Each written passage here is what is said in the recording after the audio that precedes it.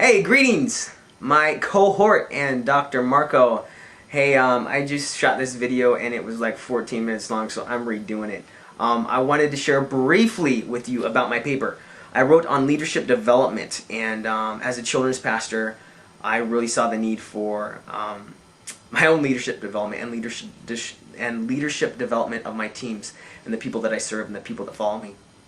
So within my paper, I kind of focused on three things: a historical or background of leadership development, my case study, and my next steps, if you will, my goals that I have set. So first, the background, historical content of leadership development. The Saskins talked a lot about this. The 1900s to 1945 was an emphasis on trait. And everybody was traits were the big thing. That's also where we get great man theory. Great man theory comes from that aspect of, hey, if you weren't born a leader, that's just too bad. You either got it or you don't. Moving on to 1945 to 1965, the focus was behavior. That was the research focus. Everybody was what the leader did. That was important. That's what made leadership. 1969 to 1978, 78, the focus was situational context. Leadership can be defined within that realm, that it was the situation that made leadership, that made the leader. Post that time, there have been the Myers-Briggs type indicator, also LMX, leader-member exchange, and that whole dynamic of tools for building leadership within the teams. Norhouse states that he sees leadership as trait. He sees leadership as ability. He sees leadership as skill. Leadership as behavior, and leadership as relational. And leadership, he sees, are those five things. Now, my case study, I created a few individuals, which I think you will like. Thank you, Dr. Marco, for your inspiration. My first character was a senior pastor. His name was Charlie Charisma, and he had hired a staff as his church began to grow, naturally because of his charismatic leadership. His staff was Carissa Codependent, Dawn Doubtful, Lenny Love Me, and Otis Overwork. And his staff was left much to their own. Because of Charlie Charisma's lack of leadership development for his own life. He was highly relational, spent a lot of time with people, and did not focus on his staff. And his staff had become weary. They had fallen into previous sins and pitfalls because there was no leadership development within the staff. Within leadership development, it can be discussed that a lot of research has been done and has boxed leadership development into leader development, which is self-analysis, self-reflection, and has to do with the person being, we call that human capital or intrapersonal.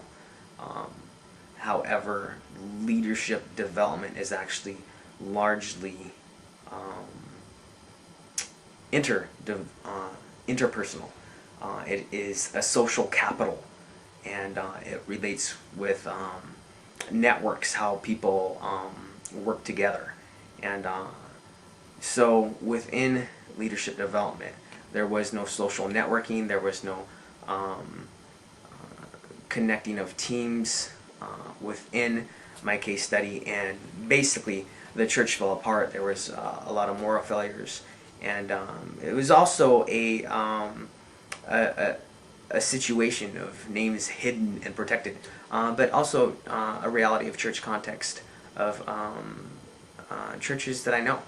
So it stirred me to my next steps, which were to focus on my own development. That as I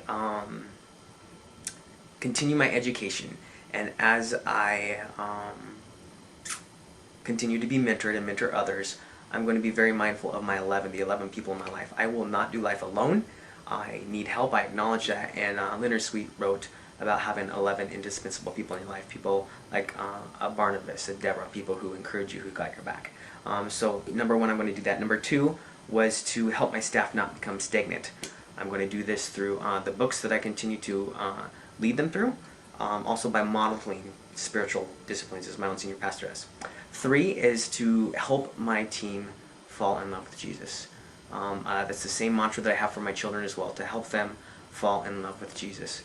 Chan states in Crazy Love that people who are obsessed with Jesus do not see service as a burden, and that is because they are obsessed with Jesus. And if my people can be obsessed with Jesus, if my children would be obsessed with Jesus and passionately fall in love with Him, a lot of pitfalls could be avoided. So that was number three. Number four is the spiritual development of my team through budgeting aside materials for them for continuing to grow in spiritual disciplines, for attending conferences, to be encouraged in the Lord that way.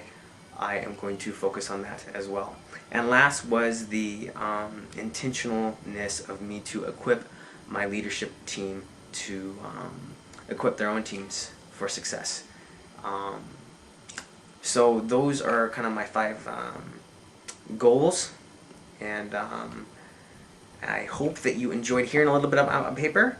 God bless you. I love you all. I will see you in a couple weeks. Dr. Markle, thank you for this class. It was very insightful and educational. I appreciate it. And this presentation today was brought by our sponsors, Red Bull. They are now paying the mortgage on my house. God bless them. I only had to sell my life to them for about 3 years, and I get about $5 a week, but it's great. And I'm just kidding, that whole Red Bull, I just had to say that.